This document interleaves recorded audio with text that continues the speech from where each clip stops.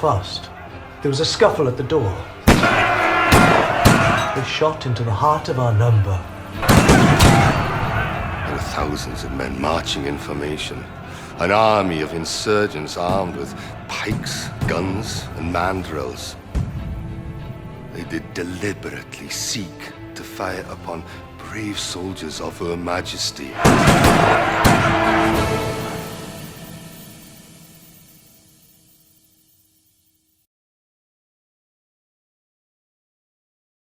Our cause is just, the purpose of our charter clear. Equal rights for all men and the abolition of corrupt government. We require justice, Cyfiawnder.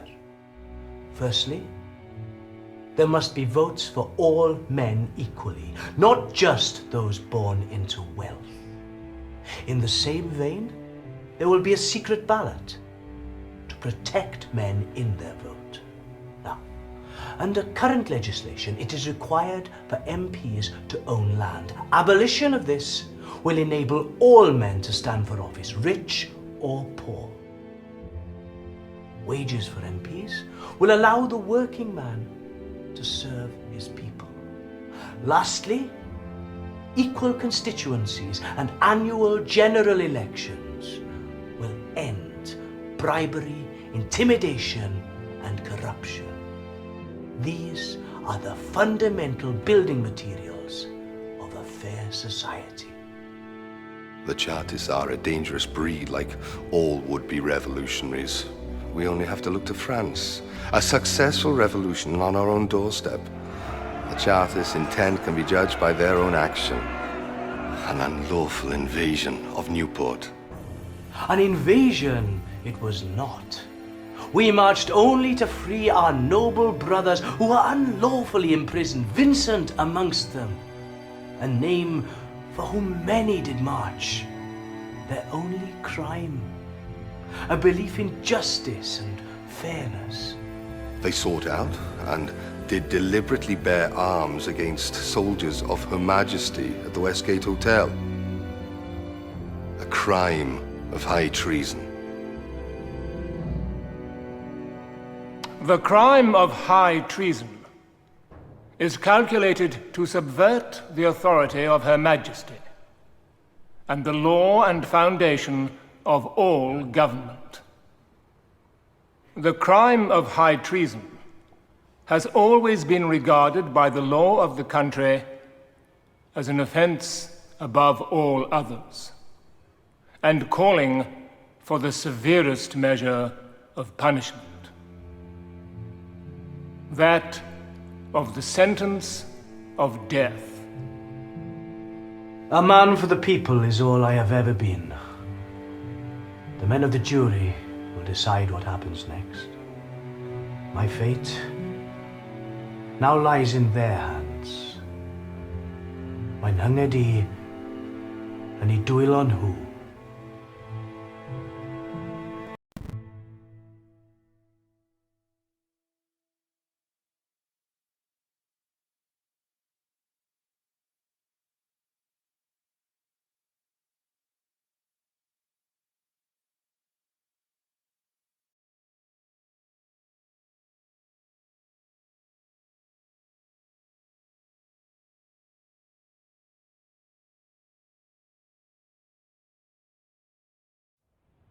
Mr. Frost did knowingly raise an army of 10,000 men and marched at their head from the hills down to the town of Newport. He did intend there to take the town, to take the soldiers stationed there and to relieve them of their arms. His final intent was greater still, to blow up the bridge into the town, so as to act as such a signal to other dissenters to raise up across the country, to invoke rebellion, and to apply Chartist law.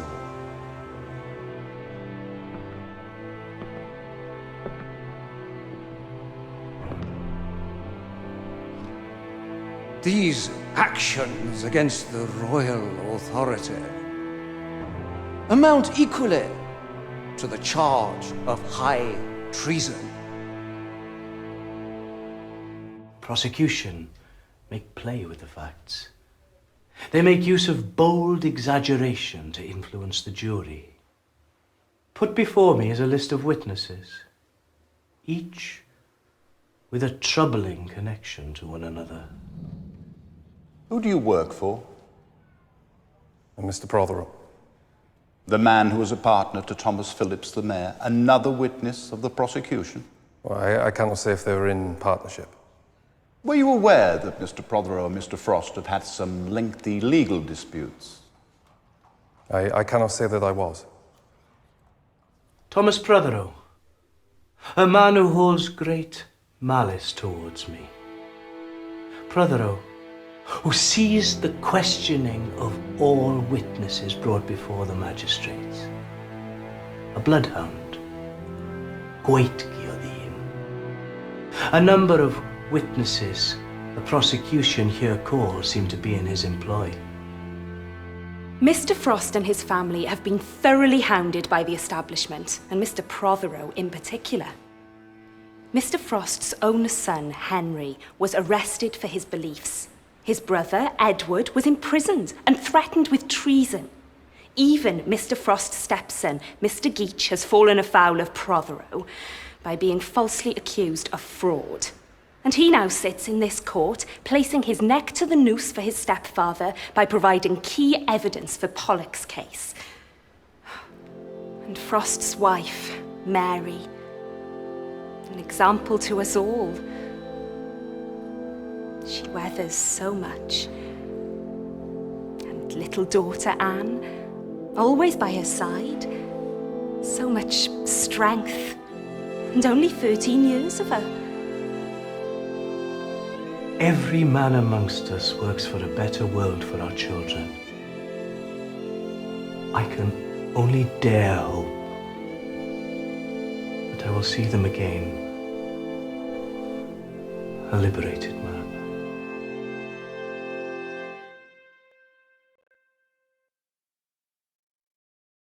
My lord, I feel myself bound to take an objection which must occur the moment my learned friend puts a witness into the box, and which... My lord, I really must interpose here. This is quite irregular. My learned friend, I understood, would permit me at least to... I object to any motion now being made on the part of the counsel for the prisoner.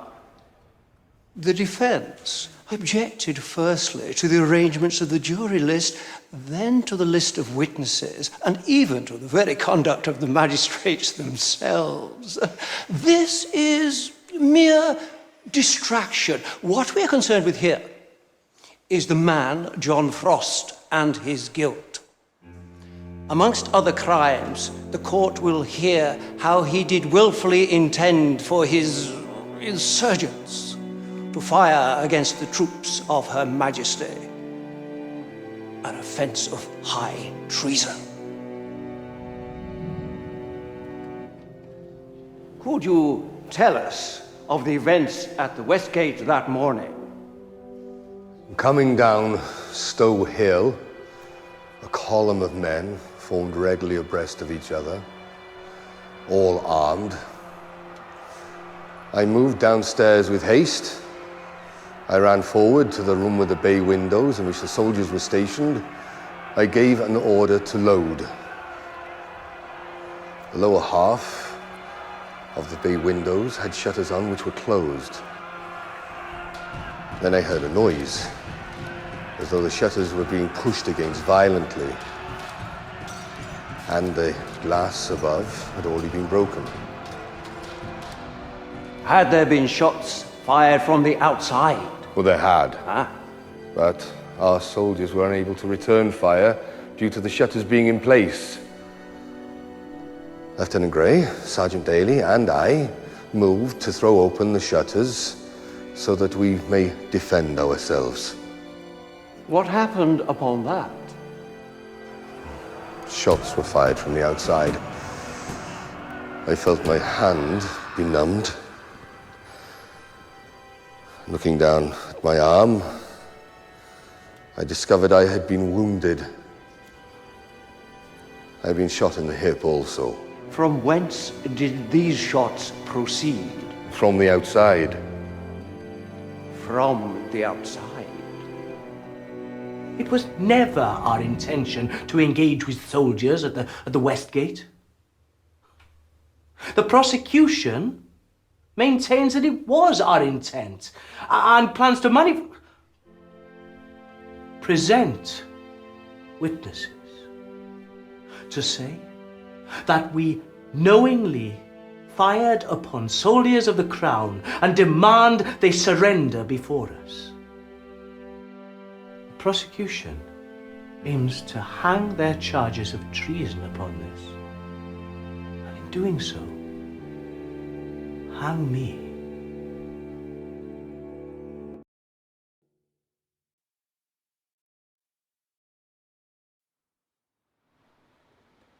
I'm a butcher, you see. It's part of my job to detach myself from the work of my cleaver, but to hold a man's life in my hands, that is a very different thing. Before us sits a man to whom I bear no ill, a man who could as well be a customer of mine, but he sits accused of a most terrible crime, a crime not only against our Queen, but against us all. Somehow, we must detach ourselves and remember that this is about justice. On the day of the march, things escalated beyond my control. I fear I was not the man for such an undertaking. This I realized as soon as blood was first spilled. I fear that the jury will pass judgment with these happenings alone in mind, and not whether the presented evidence constitutes high treason. The defense say they marched in peace. He led a mob of armed men, there's no denying that. There was a fight. Soldiers were involved. Blood was shed. We are to be balanced and fair in our judgments. But I find myself swayed. First, there was the testimony of Hodge, and now the man Harford lends his weight. The mob of men I was with asked Mr. Frost what he did intend to do. He said first they should go to the new poorhouse and take the soldiers and their arms. Then he said they should go to the storehouse where there was plenty of gunpowder. Then they would blow up the bridge, which would stop the Welsh mail that did run to the north. A message for a national uprising. Did he say anything more? He said he should be able to see 2 or 3 friends or enemies in Newport. I feel the weight of evidence now on my shoulders. I do not wish to be considered a butcher of men.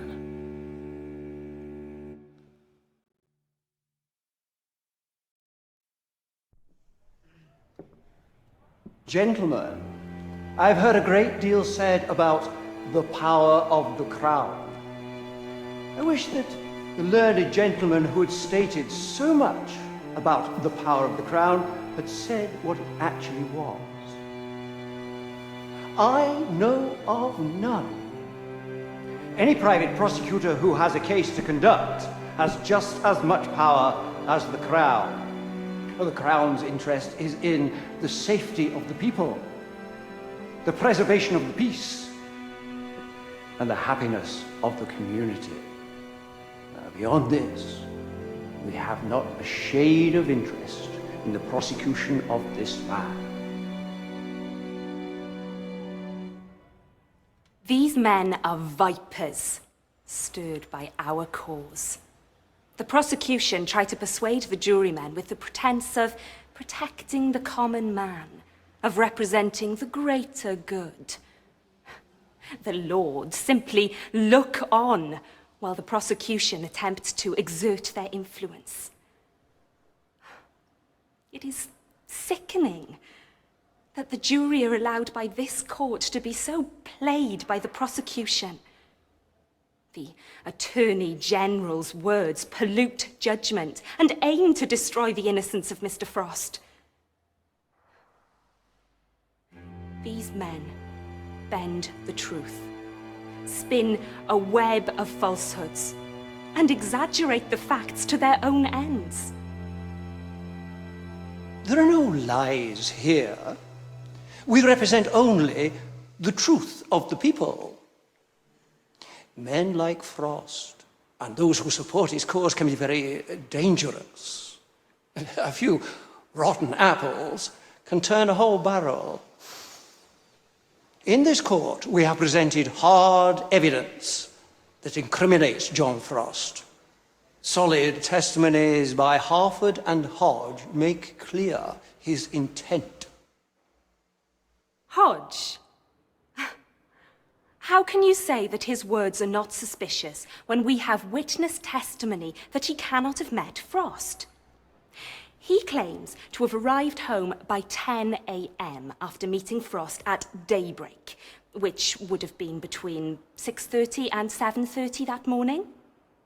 His own neighbour puts him in bed by 8 a.m. Far too early for him to have made the 12-mile walk from Mr. Frost's supposed location. His testimony appears to change from one moment to the next. He seemingly adds and removes details at will. And as for their other central witness, Mr. Harford... Now answer me this question, upon your oath. Did you not go and tell this about Mr. Frost in order that you yourself might get your liberty? Upon your oath, yes or no? Did you not go and tell this about Mr. Frost in order to get your liberty? No, I did not. Did you expect to be freed from this charge yourself when you told that? Yes, I did. When you had given your evidence, were you given your freedom? Yes, I was. So just to make this perfectly clear, when you had made your statement against Mr. Frost, you were at once set to liberty. Yes.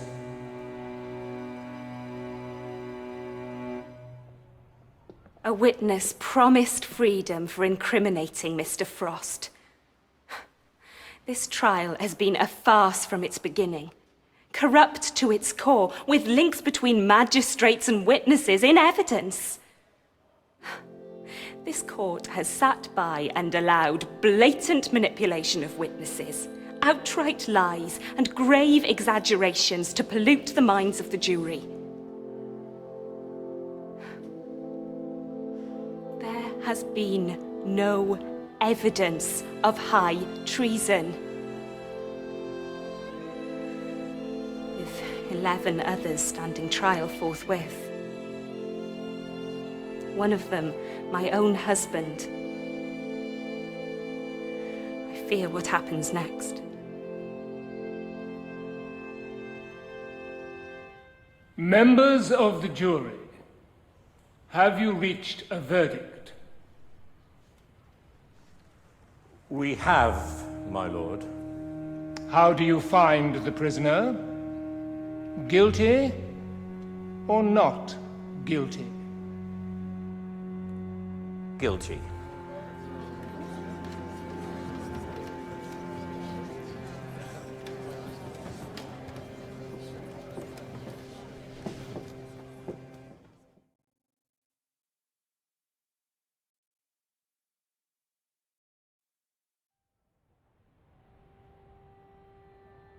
After the most anxious and careful investigation of your cases, before the juries of great intelligence, you stand at the bar of the court to receive the last sentence of the law for the crime of high treason against your sovereign.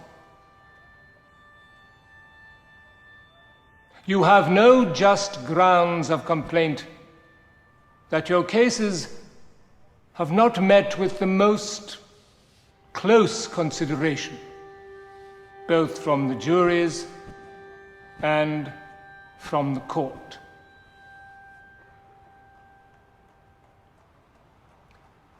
It has been proved that you led from the hills in the dead hour of night into the town of Newport several thousand men armed with dangerous weapons, in order that they might take possession of the town and supersede the lawful authority of the Queen. That your followers fired upon the civil power and the Queen's troops, upon which you were engaged and defeated. What might have been the result of your success, and the fate of the unoffending inhabitants of that town, it is impossible to say. It is for the crime of high treason that you are now called upon to answer. And by the penalty which you are subject to suffer, you hold out a warning to all your fellow subjects that the law of your country is strong enough to repress and to punish all attempts to alter the established order of things by insurrection and armed force. Nothing more remains than the duty imposed upon the court. To all of us, a most painful duty, to declare the last sentence of the law, which is that you, John Frost, and you, Zephaniah Williams, and you, William Jones, be taken hence to that place from whence you came, and be thence drawn on a hurdle to the place of execution, and that you be hanged by the neck until you be dead, and that afterwards your heads shall be severed from your bodies, and your bodies be divided into 4 quarters, and disposed of as Her Majesty thinks fit.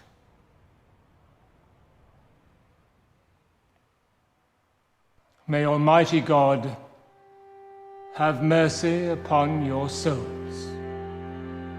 This has never been about law or justice.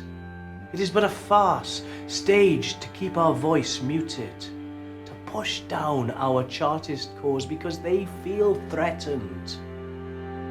The people will continue in my name. The cause does not die here. Ni fydd yr achos yn marw yma.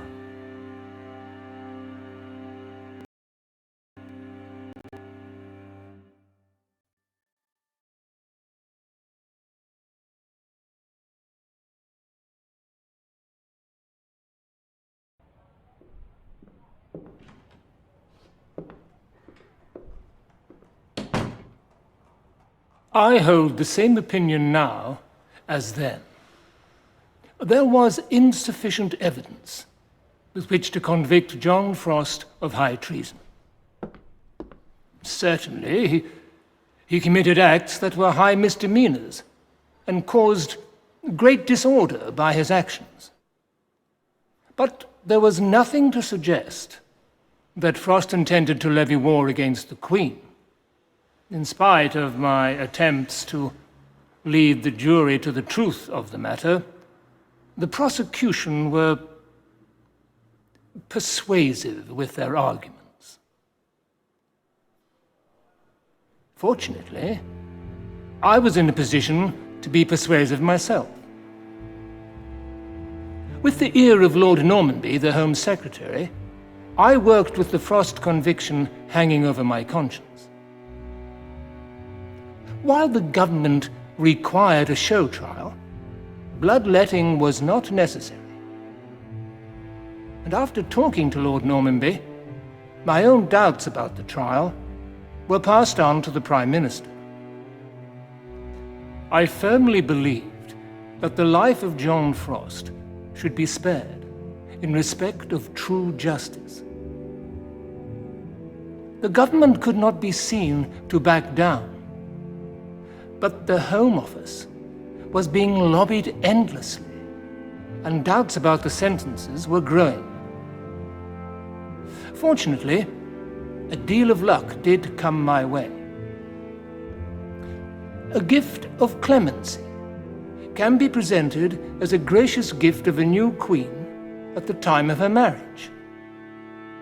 Taking advantage of this fact, the sentence of John Frost was commuted to transportation for life to Tasmania. A grave injustice could have been committed those years ago by sending John Frost and his compatriots to the noose. My wife likes to tell me that the story of our lives is told through the justice within our actions. My only hope is that I have done enough to warrant this story be told.